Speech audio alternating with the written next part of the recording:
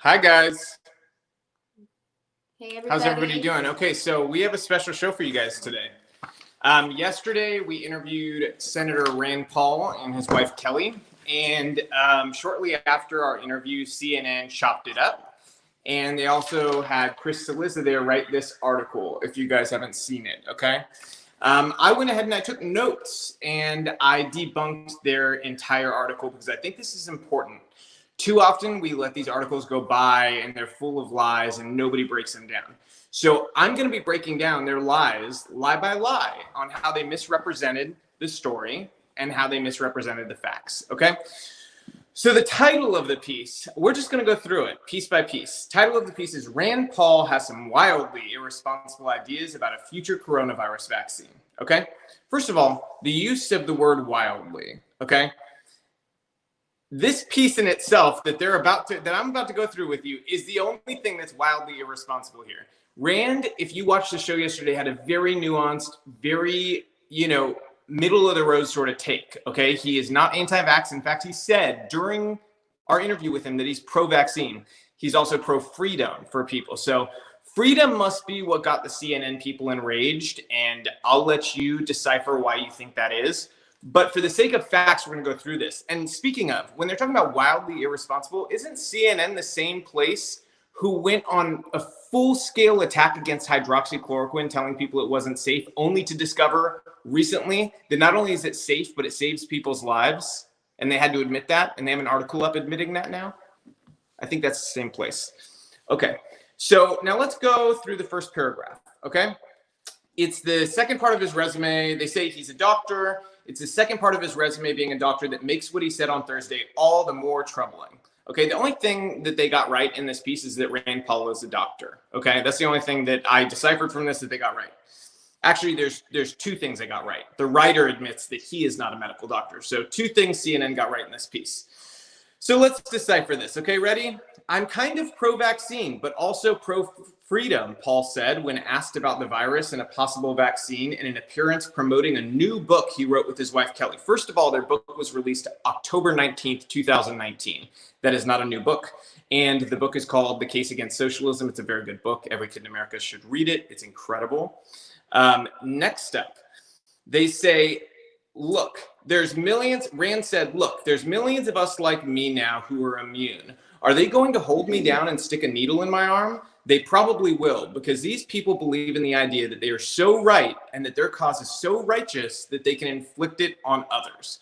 Okay, they ran this last night too during, is her name Erin Burnett? Mm-hmm. During her show on CNN, they ran this clip from the show. Okay, when they did that, they did not put any context. Same thing with this article, no context what we were talking about. We actually were not just discussing vaccines, we were discussing socialism. And so when he refers to the people that believe that they're so right and their cause is so righteous they can inflict it on others, he's referring to socialism, not just vaccines. And he's saying that the people right now who are pushing mandatory vaccines have the same mindset as the people who want to do this. Okay, so as we get into here further, they say, okay,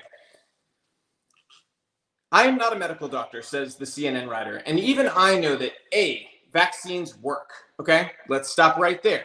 Vaccines work. Chris Cillizza knows this. Okay, number one, are there any vaccines that work? Sure. Okay, but the statement vaccines work as just a broad generalization is incorrect. Okay, somebody should teach Chris about the OPV, their original polio vaccine, the oral polio vaccine. It ended up causing more polio in the end. I think it ended up being 75% of the cases in the world were caused by the OPV. Okay, that's why we stopped using it in the US. Then there's Fluzone. And then there's Fluzone. Fluzone, if you read the safety study, in an approved vaccine caused febrile seizures. Okay, and that's just a risk some people are willing to take for a flu shot. It's not a risk I'm willing to take. That does not make me anti-vax. It makes me pro-safety. I weighed the risks and the benefits, and I would rather my kid get the flu than get febrile seizures or seizure syndrome. Okay. Next up, especially when you see that they've had the NIH has shown, okay, the NIH, Fauci's NIH did a study, which I would pull up here, that shows that children who received the flu shot had an increase. This is from NIH's website. This is their study, okay? What that says, if you can't read it, it says increased risk of non-influenza respiratory virus infections associated with receipt of the inactivated influenza vaccine. That's from Fauci's NIH. Okay, so that's what Cillizza here refers to as vaccines work in a general broad term. Okay, so now that we've debunked that, let's go to the next part. He says, and vaccines are widely recognized as a good thing by the medical community. Okay, so again, that's the danger of painting with a broad brush, because there's a number of doctors who have called out the fact that, yes, while there are safe vaccines, safety is a concern. We all on both sides of the aisle can admit that big pharma has a lot of problems, that there's a really gross incompetence that focuses more on profit than it does on health. Okay, that's something everybody on both sides agrees to. So why would vaccines be any different? Well, I mean, there's, safety organizations, including the World Health Organization, including the overseers of the CDC. There's safety, like world organizations that meet yearly or, biannually, whenever, depending on the organization, that are supposed to be in charge of the safety oversight. And they are all inquiring about more increased safety studies. There's never been tests for mutagenic, carcinogenic effects or synergistic effects of having all of these vaccines together. Yep. There's countries that don't have multiple adjuvants added to their vaccine. So we're not even saying it's the vaccine. We're talking about adjuvants. That's a separate argument.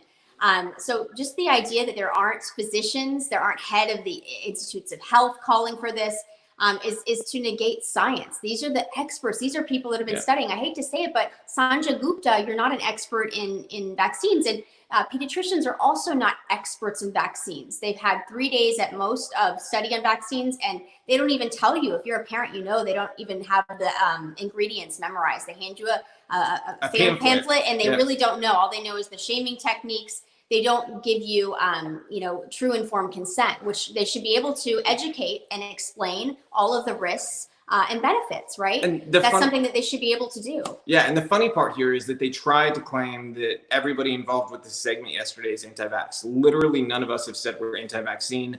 Not at all. I said we're pro-safety, and Rand said I'm pro-vaccine. I'm also pro-freedom.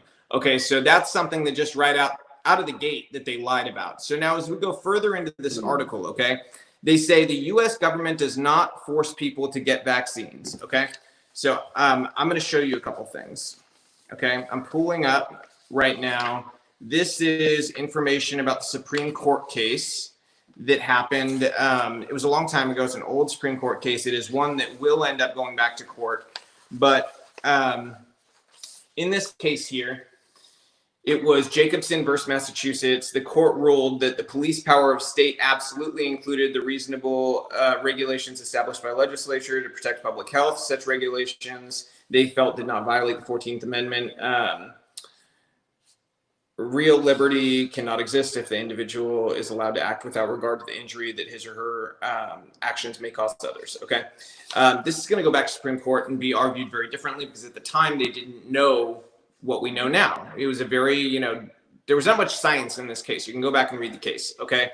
But they also said, and what's interesting is they claim vaccines are safe in the CNN article. Even the Supreme Court has admitted before that vaccines are unavoidably unsafe in some cases. Now, in this case, they say themselves that it's immaterial that a portion of the medical community thinks the vaccination is worthless or even injurious in many cases, and in some cases, talking about particular vaccines. This is from the Supreme Court case.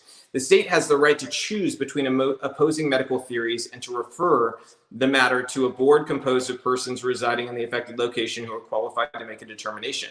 Now, that's a scary thought, because that's basically rule of tyranny, and that is in direct opposition to the idea of freedom. So if you imagine if you're in Los Angeles and you're allowing a board of people who hate everything you stand for to make a decision about what goes in your body, you can see how that could go to a very dangerous place. And if you don't from that, then imagine that happened in Nazi Germany, okay? And Nazis were allowed to make choices about what vaccines Jews got, okay? And now you can see how this is a slippery slope, very dangerous slope when it comes to liberty. Hence why we say freedom is important. Now, am I advocating that every parent doesn't vaccinate their child? Absolutely not. That's not what we said, but that's how they treated us in this article. So, well, it's interesting, the underlying theme here, which is, what I think he was, referring to is this tyrannical government. That the idea that a government should be able to hold anyone down and force any sort of medicine, vitamin in you is medical tyranny. Yep. And the actual legal definition, if you were to do that, is medical battery.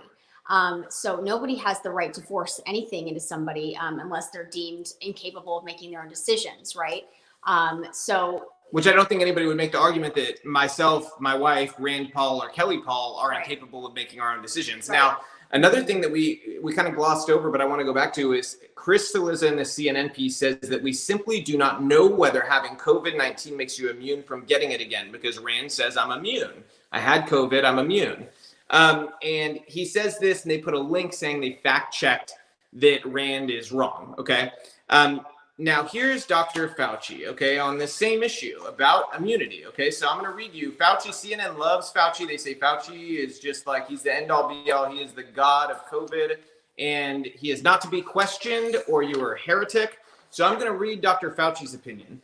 He said on an appearance on The Daily Show with Trevor Noah, which, by the way, don't you have anything better to do, Dr. Fauci? Why are you on The Daily Show with Trevor Noah? I mean, honestly, don't you have some things to be doing right now?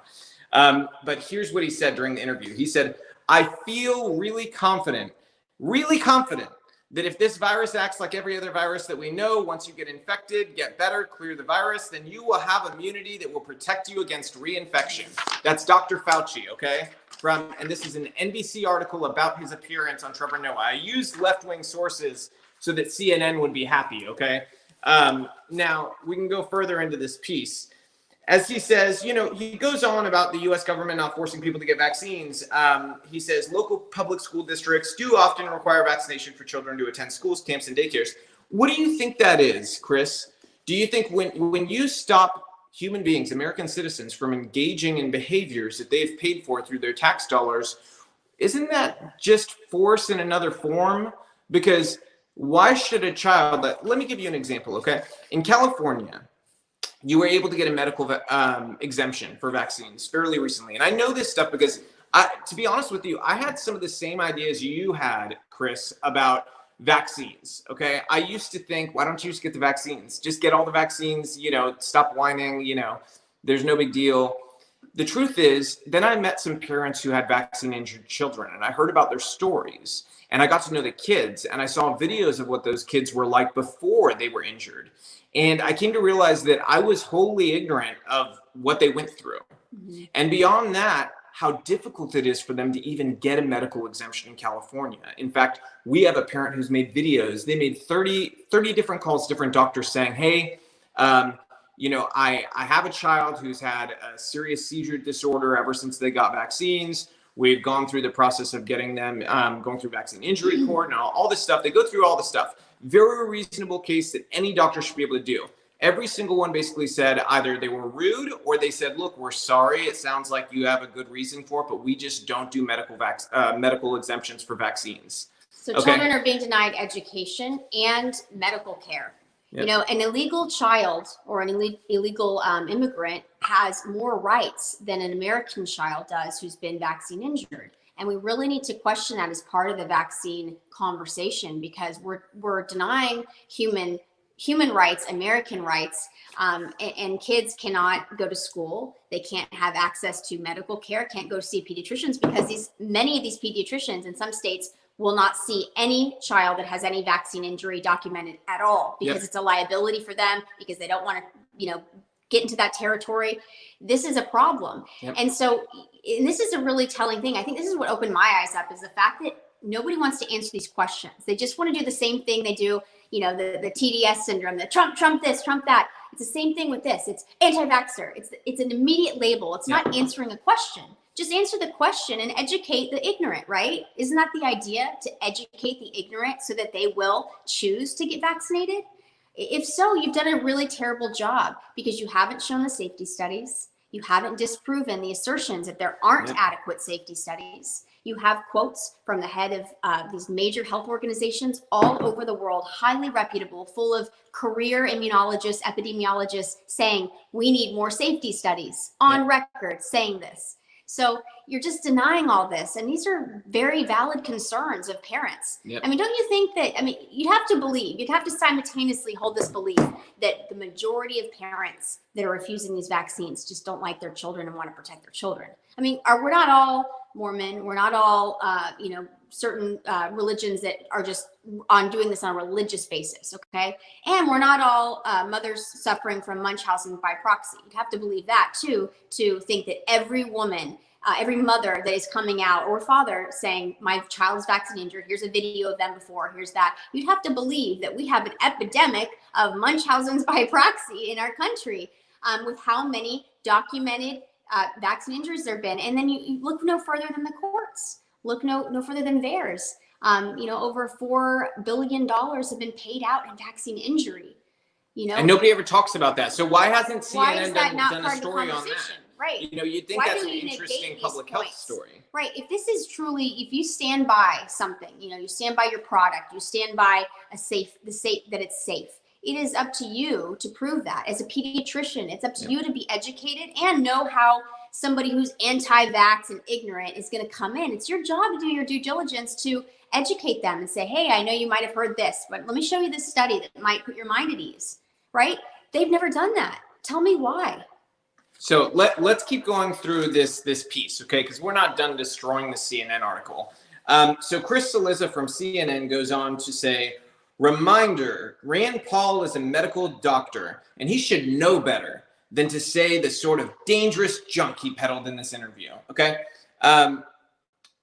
Chris, I have a challenge for you. If you can name the dangerous junk that Rand said that is provably dangerous junk, okay, I will donate, $300 favorite charity, okay?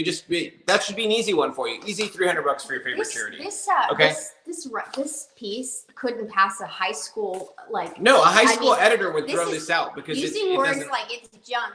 He knows better. What? Literally, he writes WHAAAT. What? This is not. That's literally something that he put. In one part of the piece, it's in caps. It says WHAAAAAAAAAT ? Okay, that's not journalism. You're a joke. Sounds like a surf bro. And listen, everybody who watches our show knows I'm a very nice person. I don't often degrade somebody's intelligence, but if that's the way you write, I'm embarrassed for you. Okay.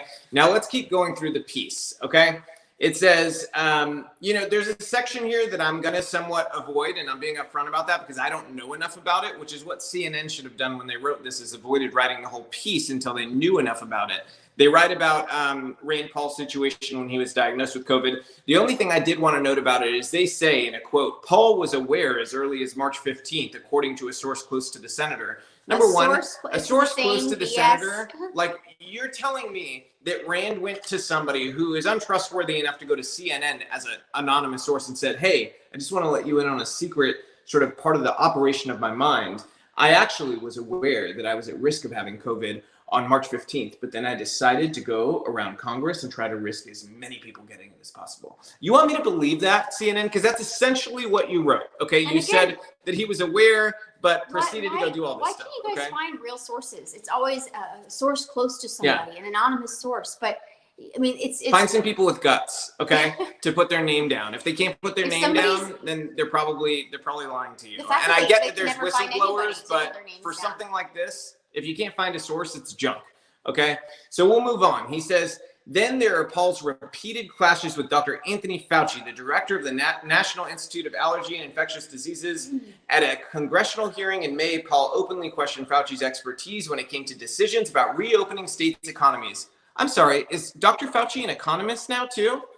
Yes, Rand was totally correct in questioning Fauci's expertise in opening economies, okay? Now, can we get Fauci's opinion about health? Sure. Now, do I take Fauci's opinion very seriously in terms of health? I did in the beginning give him the benefit of the doubt. I did. And you know what?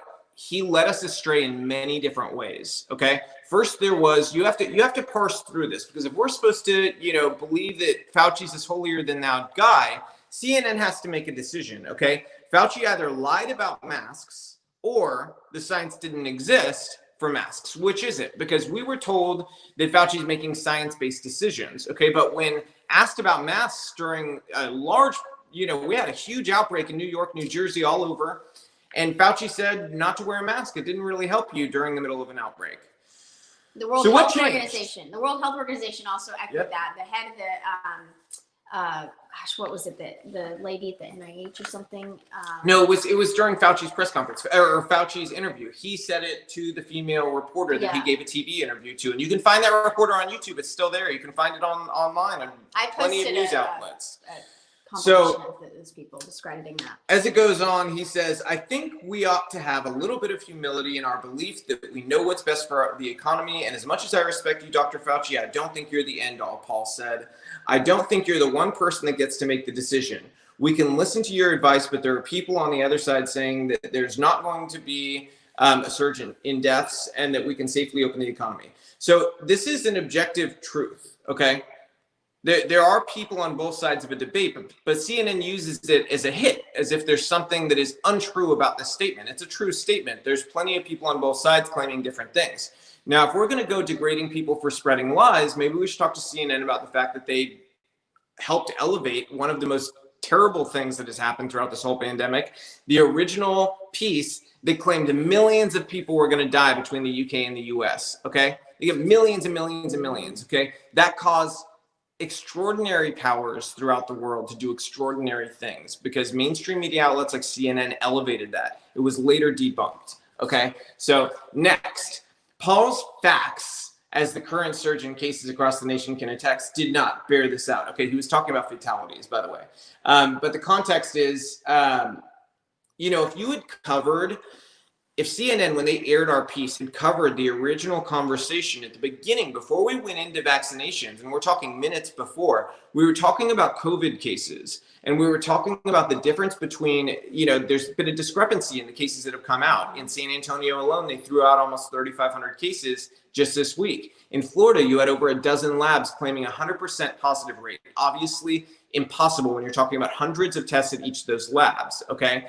Altogether, we're talking about thousands of tests that, again, are thrown out. Then we have the probable COVID cases, which are also being thrown out in many states because there's no proof that people actually had COVID, okay? That's not even getting into the people who've been tested multiple times and have been then told that they count for multiple people, okay? So let's move on. Next on the CNN article, we have Chris Cillizza saying that CNN fact-checked the claim. I'll give you the quote. Okay, so Rand Paul says, it's important to realize that if society meekly submits to an expert and that expert is wrong, a great deal of harm may occur. Take, for example, government experts who continue to call for schools and daycare to stay closed or that recommend restrictions that make it impossible for a school to function. CNN fact-checked that claim from Paul, and this will stun you. He's not right. Okay, I fact-checked you, CNN. And I know you guys love your fellow Trump haters at MSNBC, so I went to them, okay? I hope you guys don't mind. And what did I find at MSNBC? MSNBC this week spoke with Dr. Yvonne Maldonado from California, Dr. Shilpa Patel from New Jersey, Dr. William Ratska from Vermont, Dr. Jennifer Leiter from New York, and Dr. Buddy Creech from Tennessee. Every single one of those doctors said that we need to open schools. Every single one. Not one. The American Academy of Pediatrics. American Academy of Pediatrics did the same thing. They echoed the same thing. Okay, so CNN's fact check. By the way, if you actually look at the article, and I hate giving CNN clicks, but it's really interesting. They have this link to a fact check saying that Rand is wrong. The fact check doesn't even say Rand is wrong. Okay, it's a big muddy piece of opinion basically, and there's nothing saying he is explicitly wrong about this because he's not. We can objectively see, even if you go to another liberal source, that they can't keep their story straight and that Rand was telling the truth. Okay, so next up. When it comes to immunity for those who have already had COVID, here's what Fauci said in May. Okay, so they cut this out too. Go back to his immunity quote that we read you a minute ago. Here, you know what? CNN may need it in a female voice because they need diversity. I'm Latino, so they got me to read it. Let's have a woman read it to them now. That way maybe they'll get it through their schools. Okay. I feel really confident that if this virus acts like every other virus that we know, once you get infected, get better, clear the virus, then you will have immunity that will protect you against reinfection. Okay, so why didn't CNN put that in their piece here? They put a different quote and they cut that part out. What? I wonder why they did that. So is that your savior, Dr. Fauci, CNN? Really? Because I just read you his own quote, and that's from NBC. So it's not, you can't call that fake news unless you guys are now also joining us in saying that NBC is fake news. All right, so let's move ahead. And as CNN reported in April, the World Health Organization warned that people who had COVID-19 are not necessarily immune by presence of antibodies from getting the virus again. Wow. You guys got the WHO to agree with you? The same World Health Organization that told us in January that there was no human-to-human transmission of the virus. Wait, isn't that the same one who also told us that masks aren't effective? I take them really seriously. Really seriously. They're experts, after all. I'm going to do whatever they say, right? That's what CNN wants. They want us to submit to an organization who lied to us in January when they knew there was human-to-human transmission. Anyone with a brain knew there was human-to-human transmission. And the World Health Organization literally put out social media posts saying that there was no human-to-human transmission in January, okay? You want us to take these people seriously? Again, Chris, you're a joke, okay? So we'll keep going. There's no evidence yet that people who have COVID-19 will not get a second infection. Who said? Okay, so again, refer back to Dr. Fauci's quote. He's CNN's savior, right? Go fact check. So Dr. go fact Fauci. check Dr. Fauci. Fact check Fauci. Hashtag. Yeah, fact check Fauci. Next up. So unless Paul is privy to some sort of proof, it's a safe bet that he's not. He is just making claims without any facts. Okay, you're literally in that sentence making a claim without facts. You're claiming that he most likely does not have new information, despite the fact that Rand Paul is a doctor and a U.S. senator. You think that CNN, again, can get into the operation of his mind and decide whether or not he has new information that you may not have at CNN. Again, you literally accuse him of making a claim without facts when your sentence is a claim without facts. That's just, I mean, the irony is just too beautiful. As we move on, I honestly can't believe this is a real piece. If somebody sent this to me to my email, I would have thought it was the Babylon Bee, you know, the parody website or the Onion. I would have thought that it was a joke. There's because still this people is so alive that devoid. think that the Onion's real. That these things are real. They're called Democrats. That was a joke, okay? I'm sure there's smart Democrats, just not at CNN. Okay, so as we move on in this piece, then there is his skepticism about vaccines. Number one, he never said he was skeptical about vaccines. In our whole interview, 40-something minutes long, Dr. Paul never said that he was skeptical about vaccines. In fact, he explicitly said he was pro-vaccine. He said he was pro-safety. So moving on, here's how he described what will happen once, hopefully, a vaccine for COVID-19 is developed. These people believe in the idea they are so right and that their cause is so righteous that they can inflict it on others. Again, out of context. You guys did not give context to what we were actually discussing on the show. We were discussing socialism, okay? We were discussing how socialists do exactly that. They believe that they're so right and their cause is so righteous that they can inflict it on others, okay? So that's the context to this. And beyond that, also the further discussion we had about COVID. So you give people that little clip, you guys are just liars. You know, I mean, is that what you guys wanted when you went to journalism school or wherever you went to go to school to get hired at CNN? I'm not even sure what you guys did to do that, but I always assumed it was a punishment, but apparently some of you guys actually went to school for it. So is that what your dream was, though? Was to just take clips out of context and try to smear people? I mean, I know you guys are in, like, basically a branch of the Democratic Party at this point, but aren't you, like, even in the slightest bit embarrassed about that? I would be. Even as a Republican, I would not do that for Republicans, okay? I wouldn't. And in fact, I'd be really mad if somebody gave me a clip that was out of context and I used it, because this has actually happened one time to me before. I'm going to be objectively honest. Somebody sent me something and I almost went with it and it was out of context and I was really upset at that person because that's not how you do this, okay? It's just not a fair conversation. You want to have a conversation about this, I'm happy to go on CNN. She is, Rand's wife is. You know, I'm sure you can get them or us to come on and talk to you guys about freedom and why freedom matters, because this is not just about vaccines, okay? Vaccines is just the fight that's coming up, because I know that there's going to be states that try to make this mandatory for COVID. And let me remind you that for children, the death rate that we're facing with children is about 1 in a million children, okay? And that 1 in a million likely has a comorbidity. So my recommendation to schools has been Tell parents who have children with comorbidities, don't go back to school. Tell parents who have an elderly person living at home, because that's where the death rate really skyrockets. Don't send their children to school. Or if they online believe school. masks are so effective, then if you feel like you have to send your child a mask, then do so. Or if your child has a compromised immune system, if you feel that they're effective. Well, or face shields. That's the other thing, Yeah, is a lot of face shield, schools or are saying you can't use a face shield. Like, there's a lack of, and then they say, oh, well, we're using masks even though there's a lack of science because we think it works. Well, if there's a lack of science with that, then same thing with face shields, right? Why wouldn't that work? People just want to be able to breathe in some cases, and I don't begrudge them for that. And by the way, again, I'm not anti-mask. I've worn a mask, okay? So again, like, these are things that I know that for CNN, it'd be much easier to reduce us to people who just hate masks and hate vaccines. But the truth is much more nuanced than that. This is about freedom and allowing people, like, I've talked about this before on the show. There's a double-edged sword to living in a country that values freedom. And that double-edged sword is that you are going to have some dumb people who misuse it. But that is not an excuse to remove freedom. Mm-hmm. Okay? It's the same thing as the gun debate. You're always going to have dumb people who misuse guns. Right. But that doesn't mean you take everybody's guns away.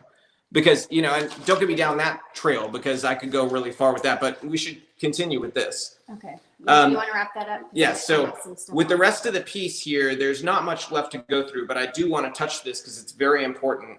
He says, Cillizza says, the benefit of vaccines is not a matter of opinion. It is a matter of fact. Sanjay Gupta wrote a piece about it, blah, blah, blah. Studies, including a meta-analysis of 1.2 million children in 2014, say there's no link between vaccines and autism. This is not a matter of opinion. This is a matter of fact. Okay, now listen. I'm not going to go on the, be the white knight for, I think that's what they call it, like the, blaze the trail when it comes to autism. I'm not here to have that fight, but CNN should have a little bit, like just a modicum of fact checking to make sure what they're saying is 100% factually true.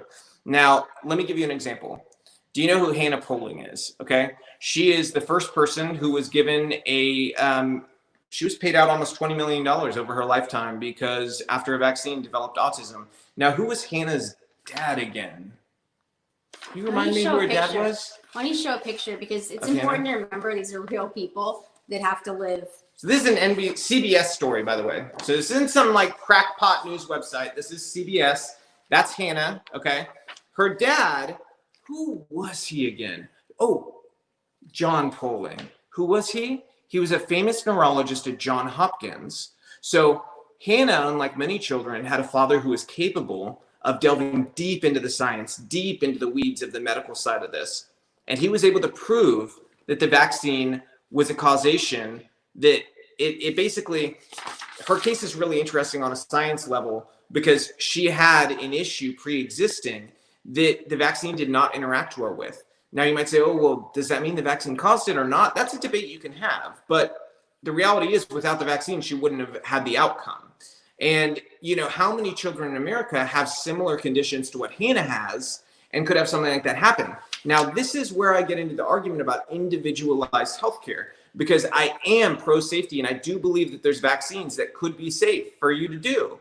Okay. I just think that people need to look on an individual basis at the safety studies and look for which ones are safe, which ones may not be, and make the determination there based on risk assessment. You decide, do the risks outweigh the benefits, and so on and so forth. Why do you think that, wouldn't the most common sense argument be to show the safety studies? Yep. Why do you think there hasn't been a national campaign to educate the American public on how safe vaccines are?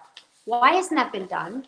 Maybe it's because the people might ask, hey, have there been double placebo-controlled studies? The gold standard for any medication, but vaccines aren't considered a medication. They're not filed as that because they'd have to fall under that same threshold of scrutiny that other medications. They basically just don't have the same threshold of scrutiny. They're filed like as bio, medicine, but not medicines, it's bio something. So that the reason they do that is so that they escape the double standard controlled studies. So you have to ask yourself, why? Why are we averse to studying safety? Why are we not listening to the experts at these safety organizations all around the world? We're all calling for more safety. That's all we want as parents. That's all we're calling for is more safety studies. Show us more safety. That's not a denial of science. And again, it's not an attack on the vaccine. It's maybe an attack on the adjuvants. Show us the safety study in the adjuvants. Show us why a certain microgram of aluminum is safe, but when you get to this threshold, it's not. Show us why that's okay to inject into a baby, but not okay to be exposed on a floor. You know, explain this. This is part of the education. Because that's where there's a lot of things. And you have to ask why. And who does CNN ultimately, and any of these major, news conglomerates, who do they serve? What interests do they serve? The CDC has patents on vaccines. They have patents on medications. They're companies. That's a conflict of interest, and that's something that we should be calling for. Better oversight and separation. They have an incestuous relationship with all the pharmaceutical companies. Absolutely. Too. It's like a back and forth between going from pharmaceutical to working at the CDC. As that is the manufacturer. That makes no sense to me. Does that make sense to you? When you have people leave the CDC and go directly to a pharmaceutical company or vice versa, that should raise some eyebrows. It's just saying, like, let's be real about this. It's like any other medicine. Are there going to be great medicines out there? Absolutely. It's just like any other medicine. Are there going to be certain ones where they cut corners and they're trying to make money and that's what it's about? Yes. Is that an indictment on capitalism? No, that's an indictment on the greed of human beings, because under socialism, similar things happen. If you watched our full episode yesterday with Rand Paul, you would understand that, because we went deep into the weeds of socialism. Okay. And how come, I want to say one thing else. How come none of these organizations have any of these anti-vax moms who have vaccinated their children on? How come they don't ever talk to them? Don't you think it's important to expose if they might be crazy and they all might be suffering from Munchausen's by proxy? You would think that. Or whatever it is. Don't you think it's important as part of the education to the American public to answer these questions and to dispel these myths? But they don't do that because they'd be forced to answer major questions of concerns that these parents have. And the reality is we don't know who these anti-vaxxers are. All we know is the label. Stick to the label, hate, separate. They're anti this, we're pro this, they're anti that. It's this like separation. It's the same thing that happens with this polarization with everything. Are you right? Are you left? Are you right? Are you wrong? Are you Democrat? Are you Republican? They do this. Are you Black Lives Matter? Are you against it? They do this with everything. And we have to stop buying into it and start demanding facts and more nuanced conversation and asking them the questions. Because the doctors are the ones, the specialists are the ones who have to defend the science and to present it in a digestible way that ensures public safety and comfortability in taking risks. And anytime there is a risk involved, it should be a choice.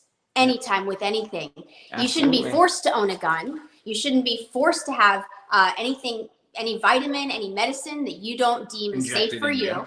And I'd like to add that there's doctors that contraindicate vaccinations for a portion of our society. And so we're really negating the doctors. We're negating the science of them knowing the patients, of what's best for them. There's kids that have cerebral palsy who are denied education because they can't get vaccinated. Is that the kind of America we want to live in, where we're just demonizing people that are vaccine injured or who are not eligible for vaccines? And it's disgusting to me how we're treating vulnerable members of our society and demonizing them and slapping this anti-vax label. First off, I've never met or heard from one anti-vax person that's called for the abolish all vaccines. No, they've merely requested two things. One, I'm sure it exists, is better safety studies, because they couldn't find them. So it's our job to show them, right? Makes sense. That's your job as a news organization. They don't do the work. They don't do the work to fight the anti-vaxxers. Well, there's all they do is slander and label, and that should be the biggest wake-up call you get. Is why are they doing that? Those who seek to silence you have something to hide. People that don't like questions have something to hide. We're seeing this, right? It's a consistent theme. So why are they doing this? Why are they against having a nuanced conversation about vaccines? It's sort of, we see this in so many areas. It's not just about vaccines. You talk about, climate science, or you talk about, which again, we're not anti-climate change. There's no such thing as that anyways. Of course, the climate changes. But if you want to have a conversation or you have questions about science, or you say, hey, maybe this one goes too far. Maybe we're actually looking at this and you want to have a real conversation about it. They say you're denying science. Well, the denial of a question is the denial of science. Asking a question is not the denial of science. Asking a question is science. That's what science is you ask questions, you search deeper, you dig deeper to find truth. You know, so I want to finish this piece. So this is the end of the CNN hit piece written by Chris Cillizza. Says, you are 100 times more likely to be struck by lightning than have a serious allergic reaction to the vaccine that protects you against measles. That's not a matter of opinion. That's a matter of fact. Okay, so listen. You know, you can bundle together statistics from, you know, globally or from wherever you're bundling them from, and you don't get the whole picture. We've talked about this many times. You guys love to talk about it when you talk about per capita, you talk about this or that. When it comes to statistics, you don't get the whole picture from this because number one, most parents don't report. They've done polling on this. Most parents don't even report this stuff when they feel like there is an adverse effect. Now we can just look at, hold on, I want to make a point about the COVID vaccine phase 1 trials. Okay, so we just had phase 1 trials and about half had an adverse effect and they called it a success. Okay, that should give you an indication of what is a success. Okay, that's Moderna's trial. I think it's Moderna's. If it's not Moderna's, it's whoever has the first one out. I want to say it's Moderna though. But they said in NBC or MSNBC or CNN, I can't remember which one, but one of them said that you know, they said openly it's more about half or a little more than half had adverse effects, whether that was headaches. It was all basically symptoms of a flu or a virus is what people got from getting the vaccine. Okay, so again, you go back to those statistics like the one from NIH where getting the flu shot actually caused adverse effects in young people, making them more likely to get non-influenza related viruses. Okay, and lastly here, in his piece, Chris says, there are ample amounts of anti-vaxxer and coronavirus conspiracy theorists in American life at the moment. We do not need a U.S. senator and medical doctor to be in their ranks. Again, Chris, Rand never said he's anti-vax. In fact, he said he is pro-vaccine during our segment with him. You are a liar and a fraud for framing him as if he is anti-vax, because that is not what he said on our show. He was very clear and he was very nuanced in his take. He stands for freedom, but he also stood as being pro-vaccination. I respect his opinion, and we are able to have a conversation about it. Even if we were to disagree on it, and he said, you know what, I want mandatory, we can have a conversation. This is America, and this is how you get better and how you get to, you know, a healthy place as you talk to each other. Okay, I offered you the chance to come on today, Chris, and I'm sure you're going to watch this because I know you guys love to watch things that you're mentioned on. So I just want to tell you, like, if you really stand for this, what you wrote, come on, let's talk about it. I'll be nice to you. I really will. I'll be nice to you. But we need to have like a real conversation about this stuff. Why reduce the facts to these lies? These are just straight up lies. You wrote everything, almost everything in here. I just broke down how it's a lie. And I used your sources. I used the NIH. I used MSNBC. I used the biographies of doctors. I used all this stuff that are left-wing bent biases to prove my point. So if that's not good enough for you, you don't want a conversation, okay? And that's just the truth. So that's all I have to say about Chris. But if you want to read questions, go for it. That's what we all know. There's no debate. There's no debate when you're morally superior. That's what this is all about, isn't it? Being morally superior. Because when you're morally superior, you don't have to answer questions. You don't have to do anything that you don't want to do because you're morally superior. You're less than. You don't get to ask questions of me. Yep. I mean, that's the mentality here with everything. If you have a stat about, you know, black crime, or you have a stat about vaccines or anything, you ask a question and you are immediately demonized. Whoever you're not allowed to question is who controls you. That's what this is all about. Yeah, go back to hydroxychloroquine, by the way. Oh, okay. How many people did the media kill? Oh, yeah, specifically CNN. I mean, the second Trump uttered hydroxychloroquine out of his mouth, they were already writing these articles, demonizing it, discrediting it. Okay, and then they found that study that they dug up that somehow, you know, bolstered their claim that it wasn't effective or wasn't, you know, safe.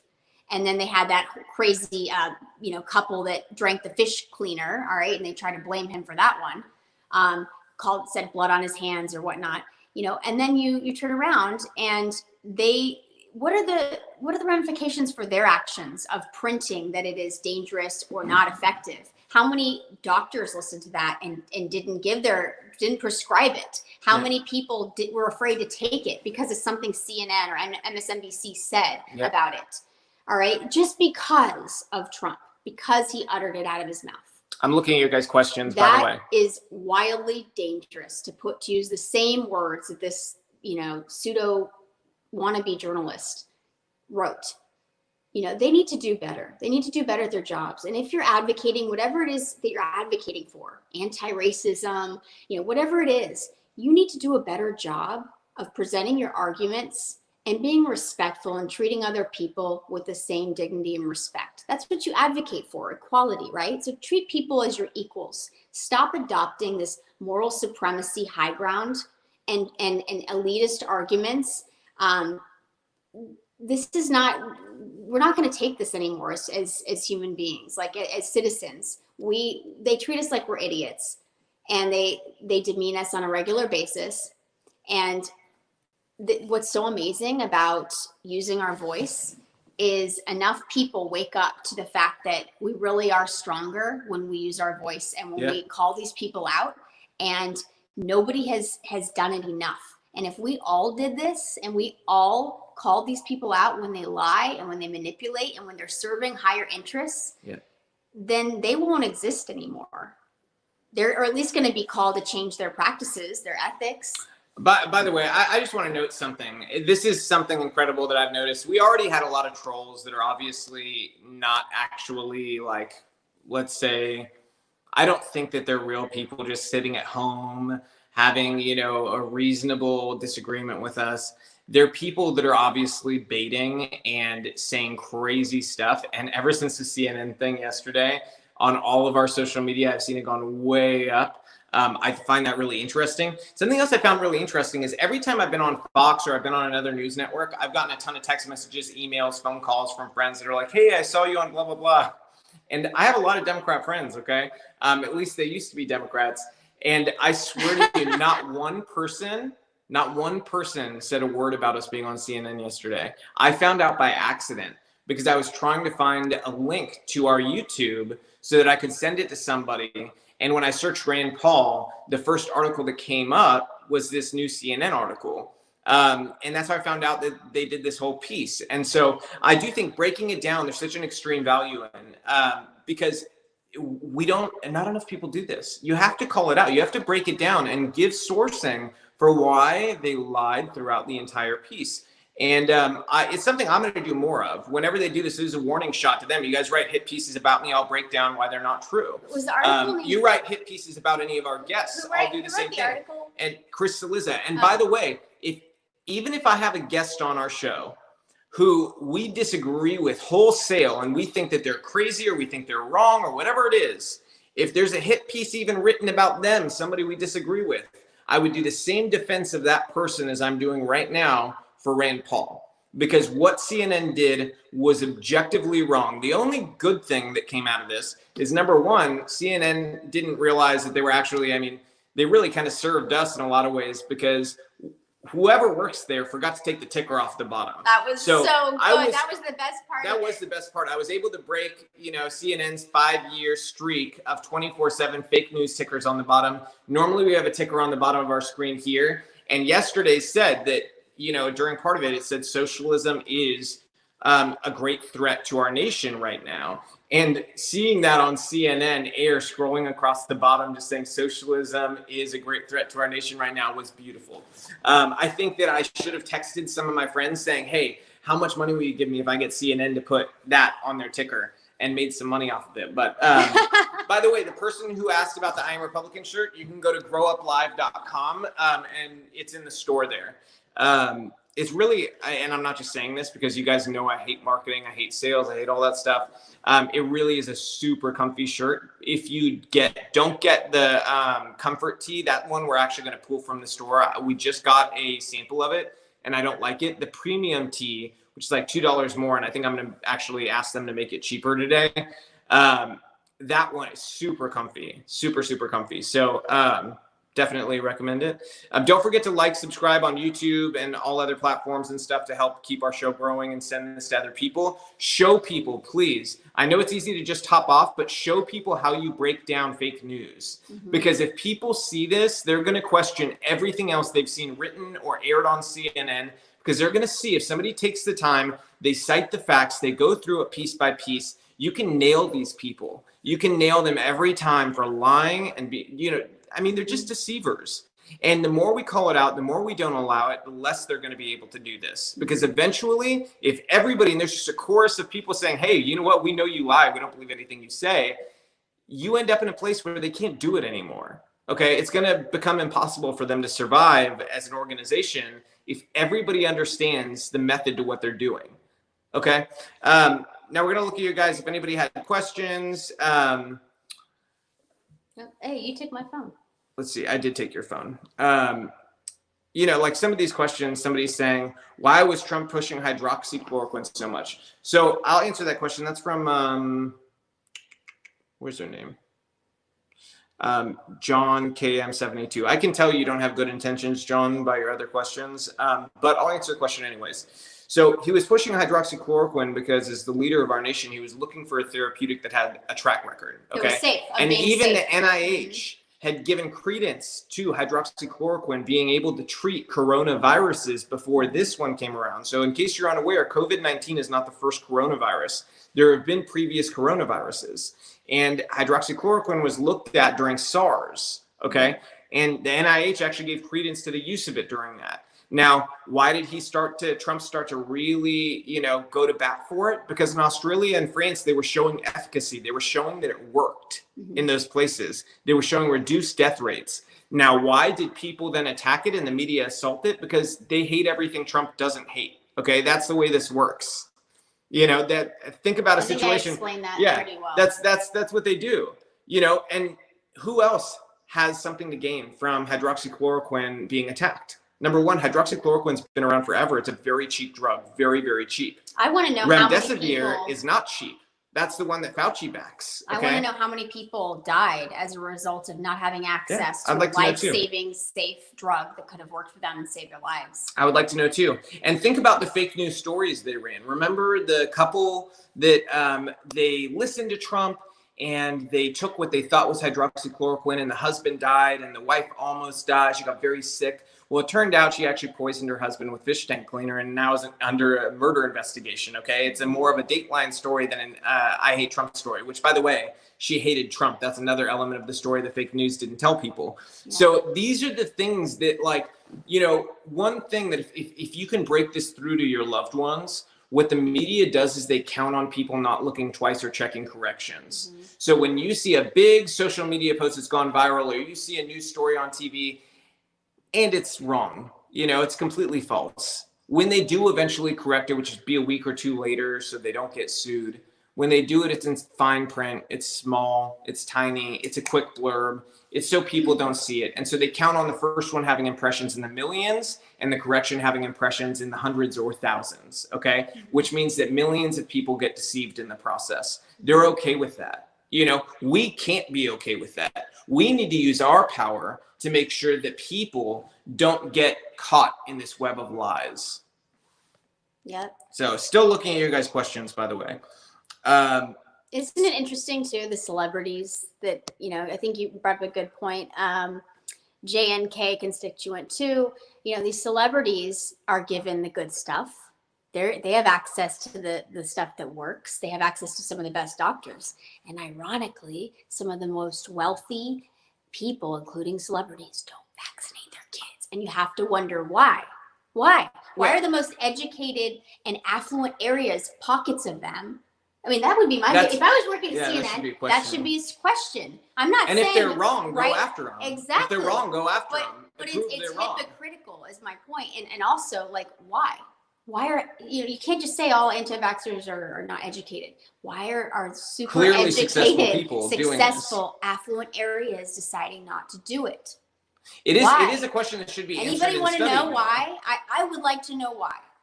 I'm bringing up a question. Let me ask you guys, or actually, I have a question. Why is it that the left is always homophobic? Okay, like there's a number of you left-wing trolls in here calling me gay. Okay, number one, that'd be really weird because I've had 3 children with her. So either she is the prettiest dude I've ever seen, or why are they assuming my gender? Yeah, that's true. I didn't tell you how I identify. Okay, so you're being homophobic. I just think it's funny. And you're possibly misgendering me, and I find that a microaggression, and I think that It's you violence. need to leave. It's violence. You're not welcome here. This is our safe space.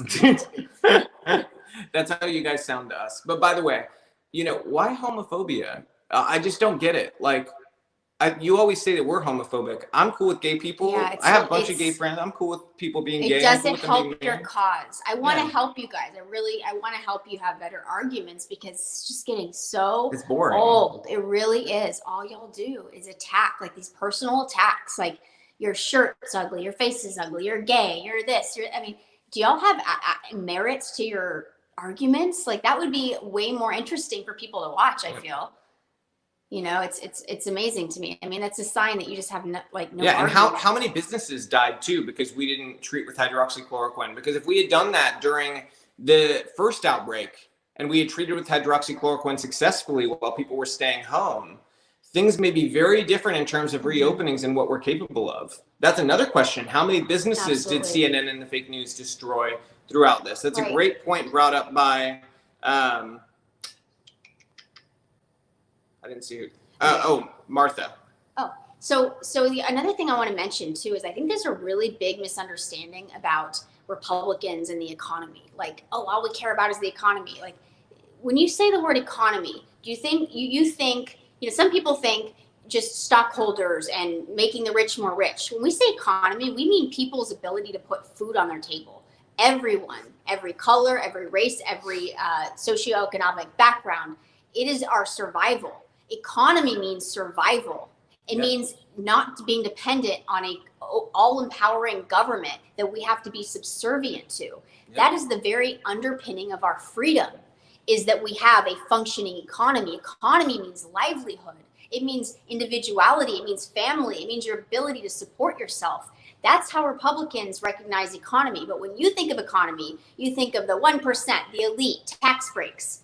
You don't really see that the economy is what keeps people empowered.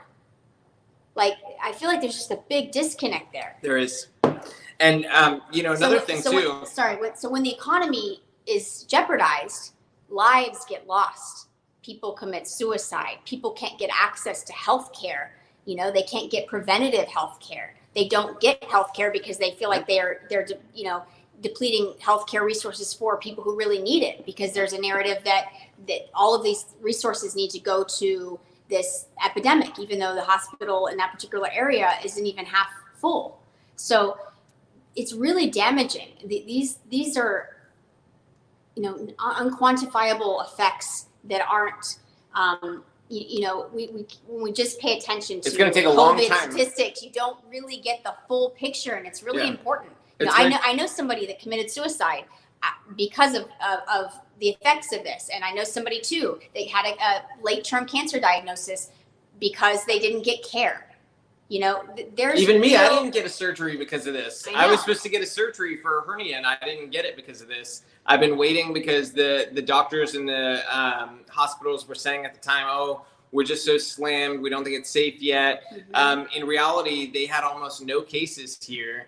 And they weren't slammed. The whole thing's weird. Nothing makes any sense. But so many people have delayed surgeries that they needed for this in situations where it doesn't even make sense. One of the things that somebody brought up is in Hollywood entertainment media circles, they gave hydroxychloroquine cocktails starting in February. That is actually true. I've heard that all over the place throughout Hollywood.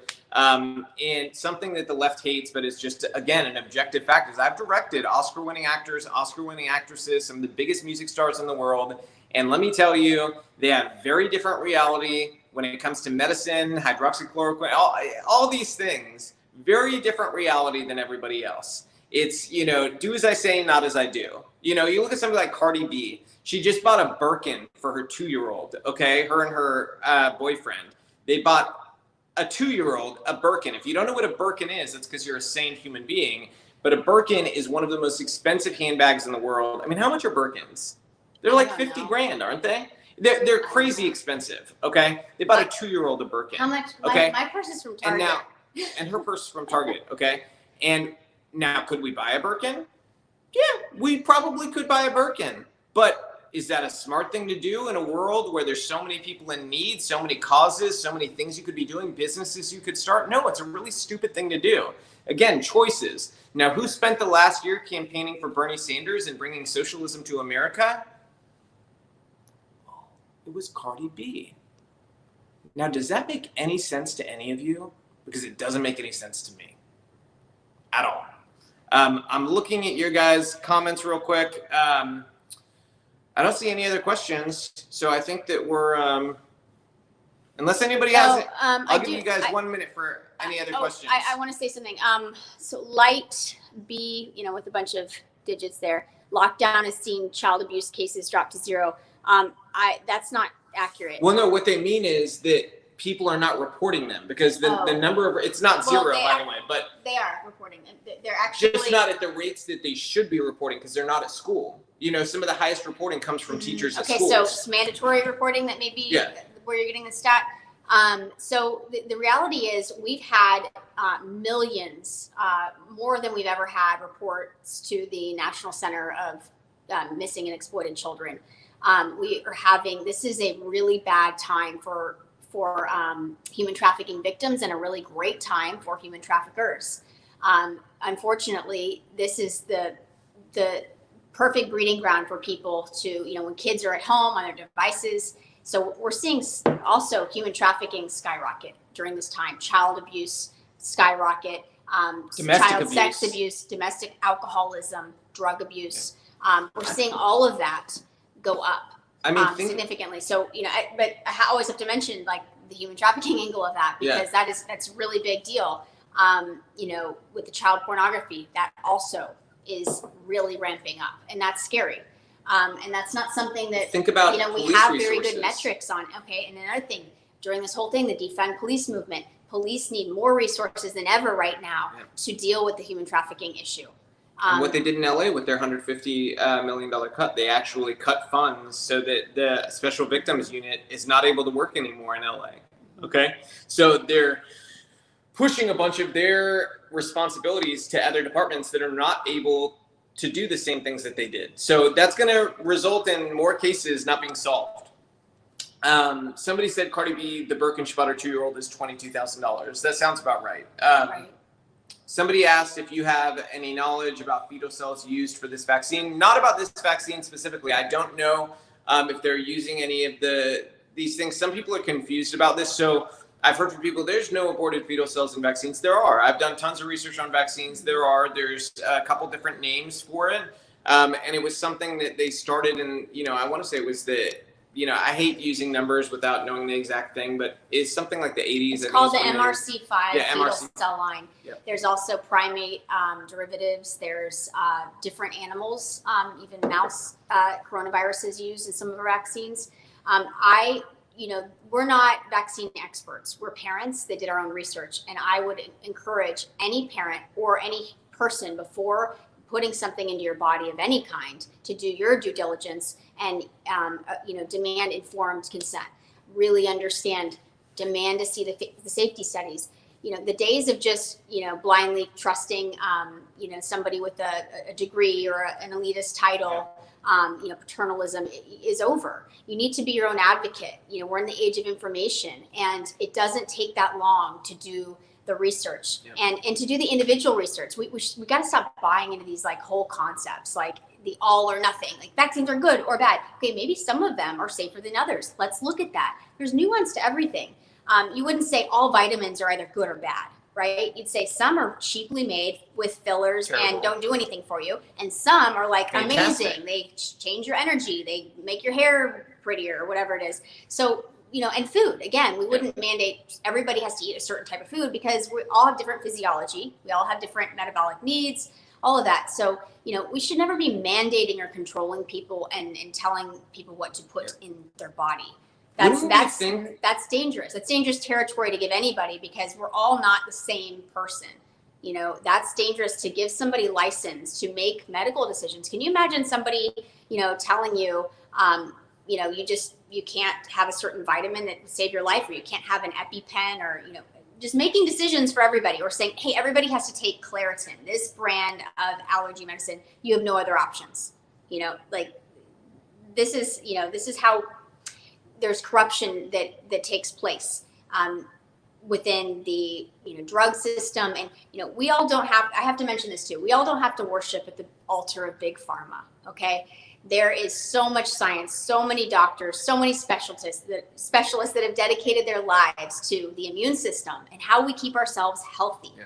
So all this conversation is all around this external, you know, intervention, you know, and we really have to examine how incredibly intelligent our own immune systems are, and stop acting like there's an expert on everything for everyone, and a moral arbiter of everybody that gets to decide what's best for us, because ultimately we know certain things are not good for our bodies and certain things are okay, and we should be able to make that decision for ourselves and our families and our children. And wouldn't you think we wouldn't need to tell this to the people who say, my body, my choice, my body, my choice, right. My body, my choice. Mm-hmm. The only difference is we're saying our actual bodies, our mm-hmm. choice. The left is saying somebody else's body inside of me, my choice. That's where I disagree. I don't think you have the power to make a decision about somebody else's life, but you do have it to make about yours. Right. And if you try to, you know, take that argument further and say, well, by your choice, you're affecting other people. When I'm driving, I'm affecting other people. When you're driving, you're affecting other people. And guess what? We don't mandate that you're not allowed to drive because you got in an accident once. Okay. So we all assume certain risks. I'm talking about mandating that somebody injects something into their body. And not That's just where one we cross the thing line either. because of how dangerous it can get. It can go to such a dangerous place mm-hmm. when you give a government the power to put whatever they want inside the citizens' bodies.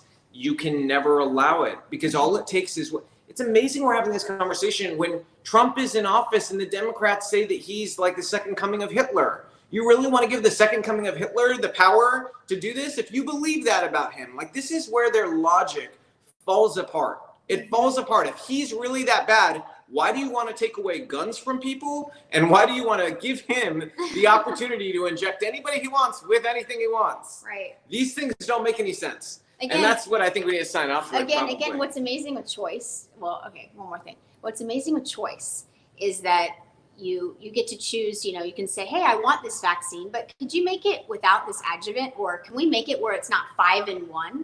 You know, parents should have that choice. You know, there might be another one that, you know, is contraindicated because it has higher levels of aluminum, and your child might have a metal allergy, okay?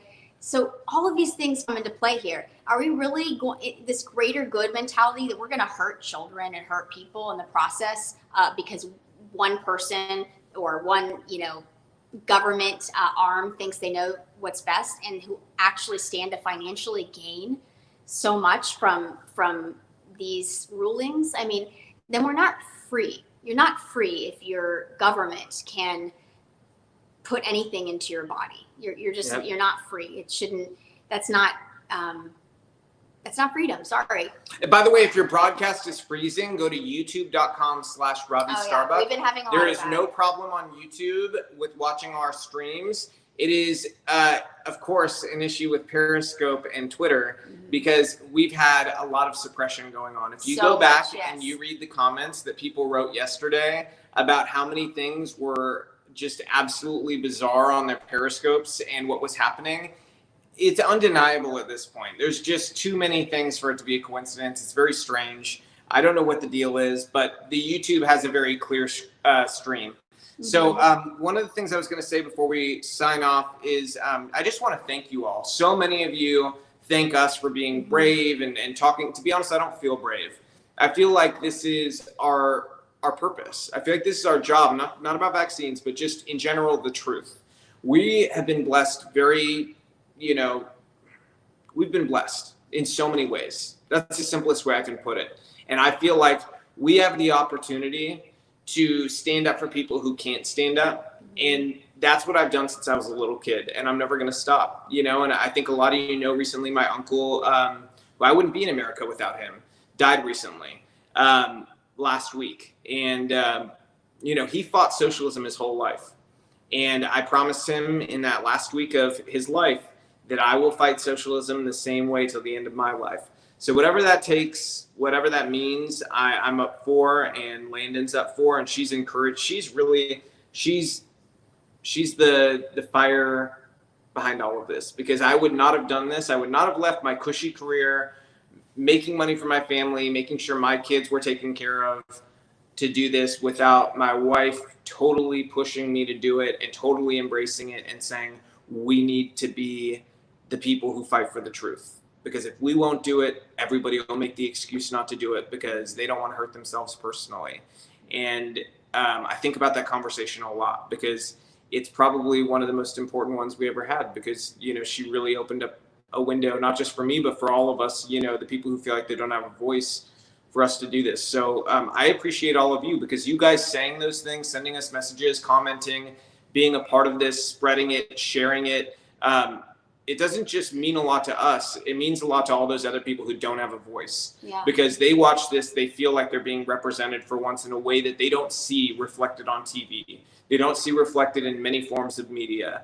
And so if we can do that and create content with the stuff that we're doing outside of this show, create TV shows and films and documentaries that actually are in line with your values, your beliefs, or your interests, that's our purpose. So I feel really strongly about that. So I wanted to thank you all, because I think that together we can do really amazing things. Yeah, thank you all for your consistent support, because it's really imperative to get the messaging through. I mean, there's a lot of effort to suppress what we're doing. Yeah. And we know that. We knew that from the beginning. So we're not like, oh, boo-hoo. You know, it goes with the territory. But we have to fight. And it's really dependent on you guys fighting along with us and making sure that we get this messaging and accurate truth and information and conversations to people. And if you're looking for ways you can support, go to growuplive.com. Any Patreon, if you become a Patreon supporter, or you do a PayPal support thing, or you buy clothes or whatever, Landon and I are not taking a salary. We're not taking money. We're investing every dollar that gets put in with our own money, and whatever donations come in, to make content, making documentaries, making shows, making movies. That is what we're doing. We need an alternative ecosystem. And until a conservative billionaire comes along and says, hey, you know what, I'm funding this movement to have a different ecosystem for these people, we're doing what we can do to create that lane, create that ecosystem. So any way you can support, or have your friends support, or family support, we appreciate it, because we want to do incredible things with you guys. So I hope that CNN learned something today. So Chris Cillizza, if you have you had a lot of gall to write this. So if you have that same gall after this, and you would like to come on and defend your piece, I am happy to have you on any day of the week, anytime. My DMs are open, and we could talk, you know, we'll set up a time. So you let me know, Chris. I'm sure you watched this. So have a great day, you guys. Have a great weekend. And by the way, it may take us a minute to sign off, because we've never done, I think I got to flip it this way. We've never done Periscope through this. So we have to figure out how, oh, there we go. All right, bye guys. Bye, y'all.